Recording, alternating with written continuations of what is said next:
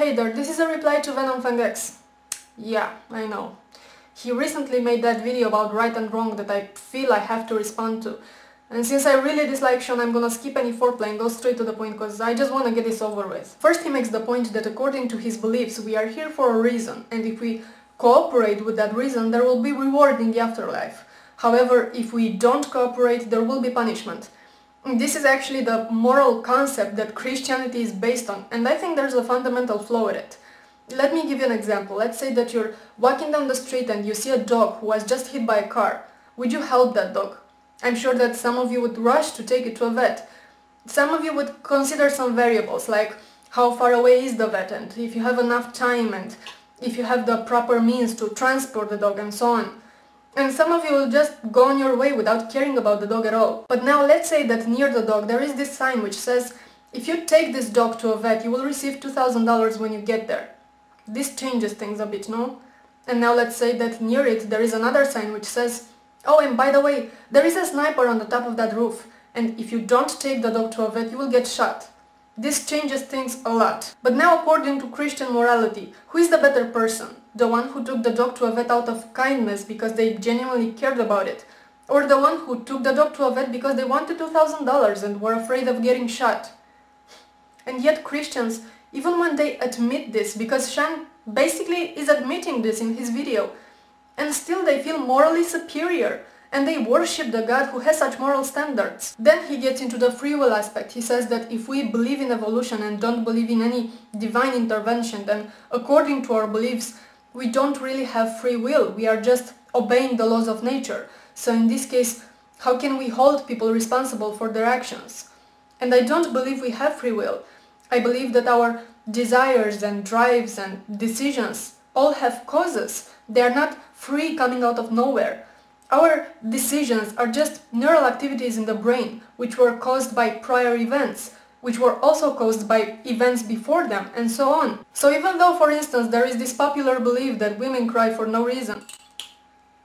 Coffee. I think every action is subjected to the universal laws of cause and effect. So in this case, why punish people? Why put people in jail for rape and murder if their actions were just the result of a chain of causes and effects they could not control? Precisely because we are programming each other. The human brain is like a computer. If you write a software telling it that murder is wrong, then less people will be likely to commit murder, and the society will be a better place for everyone. Which brings us to the source of morality. Sean says that that should be God, and I disagree. And Christians, they don't follow God's morality either. Because if they did, they wouldn't oppose gay marriage. They would kill gay people, because that's what the Bible tells you to do. And don't tell me that's in the Old Testament, because so are the Ten Commandments. The Bible also says that if you beat one of your slaves and he survives for a day or two and then he dies, you should pay no penalty. Now, tell me, when is the last time you've beaten one of your slaves, Sean? Tell me, where in the Bible does it say that slavery is wrong? Where in the Bible does it say that selling your daughter to marry a stranger against her will for money is wrong? Nowhere. Because those things were not considered wrong according to the social morality of the times when the Bible was written. But they are considered wrong now, because our morality is evolving. We are learning from our mistakes. We realize that it is socially detrimental to regard other people as property. The purpose of morality shouldn't be to serve a God, but to better the society, which is exactly where the source of morality lies. You don't want murder to be considered moral, because you don't want to go outside and get stabbed to death. Your liberty to throw your fist in the air should end where my face begins, and not where your God says so, because if it did and I got raped, according to your God's morality, I would be forced to marry my rapist. We are still making mistakes, obviously, but we do continue to evolve with the purpose of creating a better, safer, more productive society. That is, unless you let dogma rule society, and we know how things go when that happens. Just take a look in the Middle East. You also make the claim that atheists should not say don't do that is wrong, because that sounds just like thou shalt not, which originated with your God. And that's a pile of bullcrap. Moral codes existed way before Christianity. And there are plenty of thou shalt nots that are not mentioned in the Bible, but you still obey them. It never says in the Bible thou shalt not pee on thy neighbor's cat. And yet you don't do it, because that would be rude. Not to mention dangerous if you know anything about cats. It also doesn't say thou shalt not file false DMC against thy neighbor, and yet you don't... Wait, that doesn't work, you do that. You end your video by saying that you don't want to see any more of our fingers, because if we are atheists, we have no business saying thou shalt not, since that came from your God. Which again is either ignorance of human history and history of religions, or you're purposely lying in order to manipulate your audience. And I am tempted to show a finger, but I will keep this civil and end it here. On another note, I don't usually do that, but I want to give a shout out to the guys from the Theretarcrew because they're just that awesome.